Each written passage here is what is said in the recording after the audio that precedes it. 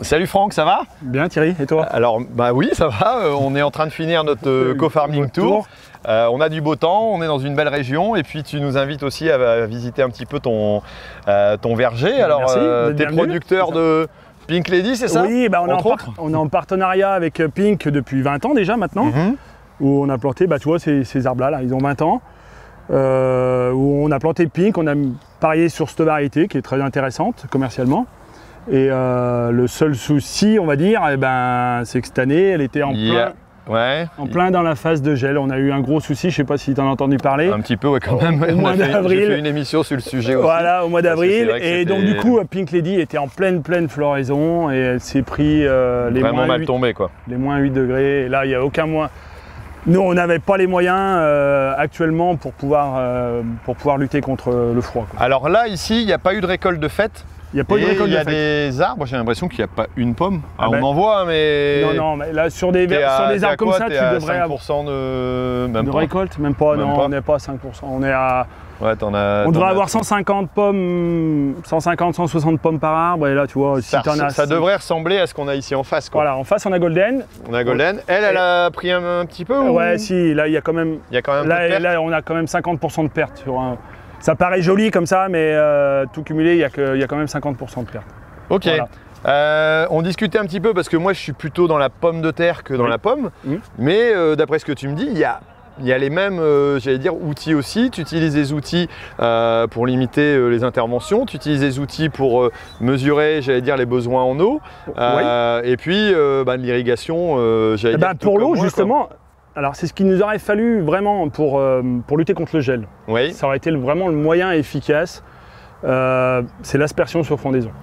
Alors ça, j'ai un truc que j'ai jamais compris. Comment on peut mettre arroser et mettre un glaçon et pas congeler? C'est par un jeu de calories. En fait, le but, on va avoir l'air qui va se refroidir.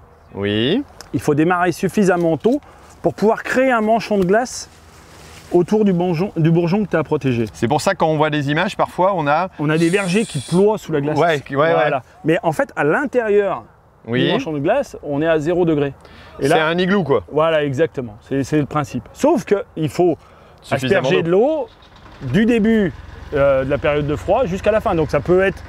Je pense qu'il y a eu des périodes où tu pouvais commencer à 11 h du soir et jusqu'à 3 h de l'après-midi. Donc là, il faut des quantités d'eau gigantesques, juste sur ces nuits-là, quoi, voilà. Bon, on va avancer un peu parce que apparemment l'équipe du co-farming est en train de donner un coup de main. Alors je sais pas si ça avance plus vite ou moins vite que d'habitude, c'est pas garanti. Ouais, ils ont l'air de bien discuter, mais bon, si le boulot se fait quand même. Bon, on verra bien après. Et donc après, en outils, oui, effectivement, depuis quelques années, grâce à la Chambre d'agriculture du Rhône, qui nous a aidé à nous équiper d'une station météo. Ah bah on peut aller voir, non? Oui, on peut aller la voir, sans problème. On y va. Donc voilà la station. Ok, alors avec ça tu captes, alors si je me trompe pas, tu as la pluviométrie, tu as la température, tu as l'ensoleillement, non? Pluviométrie, température hygrométrie, température sous abri, ça c'est juste pour alimenter la station. Ah bon d'accord, c'est pas l'ensoleillement. Et après on a un capteur ici qui est super important, ça c'est l'humectation du feuillage. D'accord, donc là tu vas la placer dans la plante pour vérifier vraiment l'hygrométrie. Alors le fait de savoir si la feuille est mouillée ou pas. Ah d'accord. C'est juste ça. Voilà, ça va simuler une feuille et ça va pouvoir te dire à distance si ta feuille est encore mouillée ou pas. Alors donc l'algorithme va calculer si la feuille est mouillée pendant autant de temps, avec telle température. On a le même en pommes de terre avec... Comme toutes les maladies cryptogamiques. Et donc ça, nous on avait nos vieux schémas pour traiter. Et ça, si tu veux, c'est un outil d'aide à la décision qui est précieux. Et en plus, qui va céder des prévisions météo et donc qui peut te prévoir avec le stock d'inoculum qui est dans ton sol, si tu vas avoir une grosse contamination ou une petite contamination. Donc c'est basé aussi sur les prévisions et aussi une analyse aussi humaine régulière, j'allais dire, du stock selon les endroits en fait, au départ, tu déclenches ce qu'on appelle un biofix, tu vas déclencher ta station. À un certain moment, on va dire, tiens, là, les ascospores sont mûrs, il y a du stock projetable, et bim. Là, tu appuies sur le compte à rebours. À partir de ce moment-là, chaque fois qu'il y a une pluie, l'algorithme va calculer la quantité d'ascospores, estimer la quantité qui a été projetée. D'accord. Donc là, on est sur des termes très techniques. Je ne comprends pas tout, mais j'ai cerné le... Et donc, du coup, après, on adapte notre protection En fonction. Donc sur des variétés très sensibles, ben, tu vas y aller pas systématiquement, mais pratiquement. Et sur des variétés tolérantes et résistantes, et ben, sur des petites comptotes, tu vas pas y aller, quoi. Tu vas laisser couler. Ouais. Et ça te permet d'économiser des traitements sur des variétés. Ouais, de limiter, sur les traitements, pas mal. Ouais. Et le côté au niveau du sol, tu as une sonde aussi alors c'est pareil, on est équipé d'une sonde tensiométrique là, de chez Challenge Agriculture qui est connectée. D'accord. Donc ça nous permet de... Tu as ta petite application qui va te permettre de recevoir les infos. D'établir l'état hydrique de nos sols, de savoir à tout moment l'état hydrique de nos sols et puis du coup d'adapter nos passages d'irrigation en fonction. D'accord, donc c'est vraiment essayer de maîtriser au mieux la quantité apportée pour apporter la bonne dose au bon moment. Exactement, ouais. Et pas juste se fier aux aspects extérieurs de l'arbre. Oui. Voilà, parce que tu peux être dans une période plutôt fraîche et que finalement tu sois en déficit hydrique. Le fait d'être connecté, ça te permet aussi de gagner du temps par rapport à si tu devais aller mesurer ou aller voir sur la parcelle. Ouais. Bon, même si vous êtes certainement présent. On est présent tout le temps, mais on a un parcellaire qui est hyper morcelé et finalement tu n'aurais pas le temps de passer de partout pour mesurer. Et là tu peux vraiment l'adapter à la parcelle aussi selon le type de sol. Sûrement. Voilà, et sachant que nous on est en récolte pendant 6 mois de l'année, quand tu es en saison, hop, à tout moment, si tu prends ton téléphone, bim, tu regardes, ah voilà, là on va déclencher l'irrigation ou on va la stopper au contraire. Et voilà, on adapte notre irrigation comme ça. Et c'est vrai qu'il n'y a que comme ça que je conçois, enfin comme la station météo, à tout moment c'est pareil, tu peux l'interroger, c'est quand même hyper pratique, quoi. Okay. Même le soir en rentrant à la maison. Tu aurais d'autres choses à me montrer d'intéressantes? Oui, dans ce qui est innovant, j'ai quelque chose. Alors, il n'y a rien de technologique, c'est juste, je travaille avec on a un partenaire là, qui est Agri-Nichoir, c'est Brice Lemaire, qui m'a proposé de me poser des nichoirs. Enfin bon, après, donc là, on a 60 nichoirs qui sont posés. Alors, c'est pas sur site. D'accord. Par exemple, j'en ai un, je vais te montrer l'exemple. Eh ben, on va y aller, oui. Bon, alors tu vois, ça, c'est un premier nichoir. D'accord. Je peux le prendre? Tu peux le tirer, ouais. Tu le tires. Il était juste calé dans les branches. Et ça sert à quoi alors? Alors ça c'est un nichoir à chauve-souris. Et voilà. Ça passe là-dedans? Exactement, ouais. Comme ça pourrait être derrière tes volets à la maison souvent de fois. Il y en a peut-être une, hein. D'accord. Donc là il y en a plusieurs sur la parcelle qui sont installées à différentes hauteurs. Et là il y a du papier de verre, c'est pour qu'ils s'appuient. C'est pour éviter que l'eau rentre à l'intérieur. Ah d'accord, c'est simplement une couverture. Pour imperméabiliser le... D'accord. Et pourquoi alors à chauve-souris ça leur permet de venir se promener ici? Eh ben en fait les chauves-souris sont très importantes, elles mangent une quantité gigantesque d'insectes. Ah oui, c'est impressionnant. D'accord. Donc ça plus les mésanges. D'accord. C'est une lutte globale. Après on est incapable de mesurer. Oui, ça peut pas non plus remplacer ou tu peux pas te permettre. Mais l'un avec l'autre, ça diminue l'inoculum de chenilles. Et alors tu as d'autres. Et donc là, un autre. Là il est là. Et là, c'est pour les mésanges, alors c'est ça? Ça, c'est pour les mésanges, ouais. Ok. Donc, il est fait en bambou, celui-ci. Chapeau en ligne, c'est pas une bouteille. Hein. Ah, d'accord, ouais, il est réellement utilisé, là. Ouais. Il a été, il a été habité. Il a été habité, celui-là. Ok. Et c'est pareil, les mésanges, ça a un rôle d'insecticide, on va dire. Ouais, tout ce qui est chenille. À la période de nidification, quand elles ont fait les petits, elles font que ça sans arrêt. Le couple, il fait que ça, de naviguer, de prendre. C'est super marrant à observer d'ailleurs, parce que c'est impressionnant. Ah oui. Ils n'arrêtent pas. Des zigues et des algues de. Donc c'est vraiment des auxiliaires intéressants. Donc là, c'est pareil.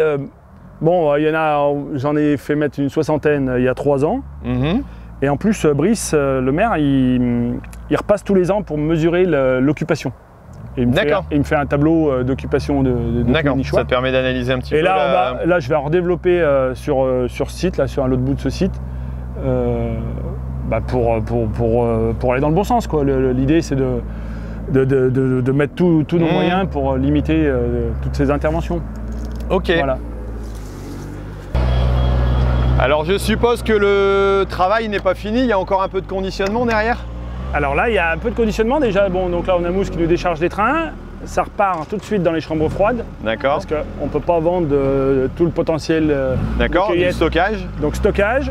Et ensuite, au fur et à mesure que Michel commerce, et ben là, on ressort les pommes des chambres froides, on les calibre et c'est reconditionné. Je vais enlever ma main peut-être.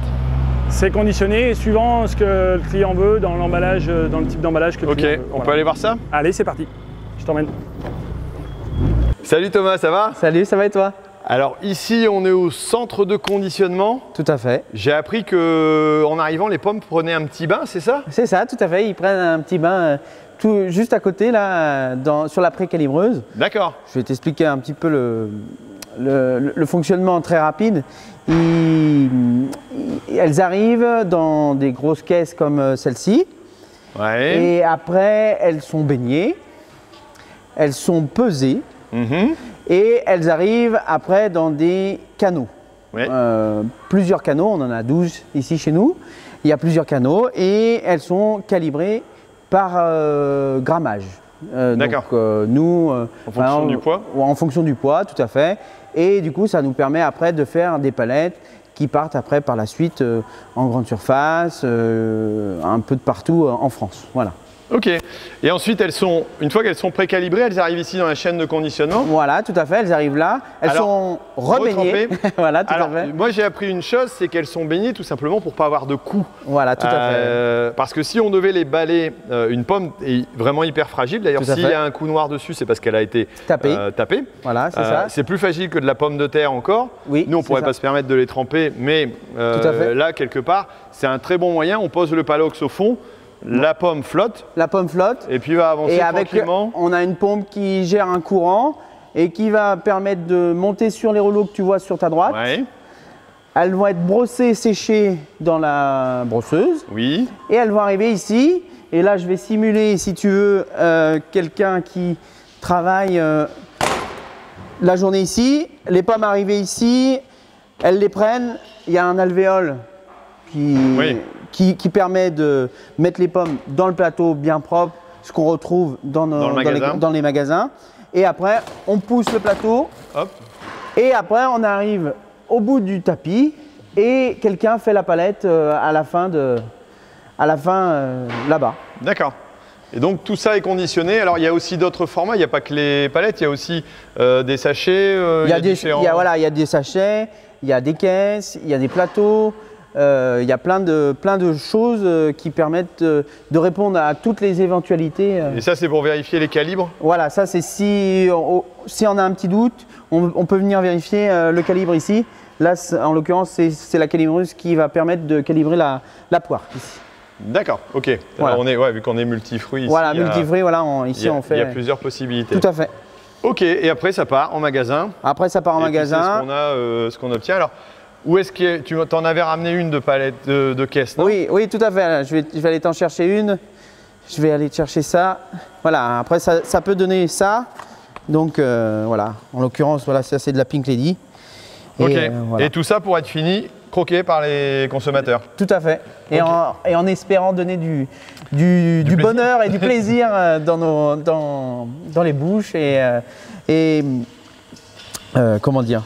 Je trouve plus. Du bonheur. Du bonheur, tout à fait. Voilà. Bon, merci de nous avoir suivis dans ce reportage aussi très intéressant. Moi, j'ai découvert plein de choses sur cette production que je ne connaissais pas. Et puis sur la filière aussi qui a trouvé de façon intelligente le moyen d'utiliser le marketing aussi en agriculture. Je pense que c'est un bel exemple de réussite de marque pour une pomme. Voilà, tout à fait, pour la pomme. Ouais, ça se démarque. Et ça crée un engouement spécifique. Tout à fait. Bon, merci de nous avoir suivis. N'hésitez pas à mettre un petit commentaire, un j'aime sur la vidéo. Et puis nous, on se retrouve pour la saison 4 du Tour de France, vu qu'ici, on est dans la dernière vidéo qui démarrera fin novembre. Allez, à plus. Au revoir.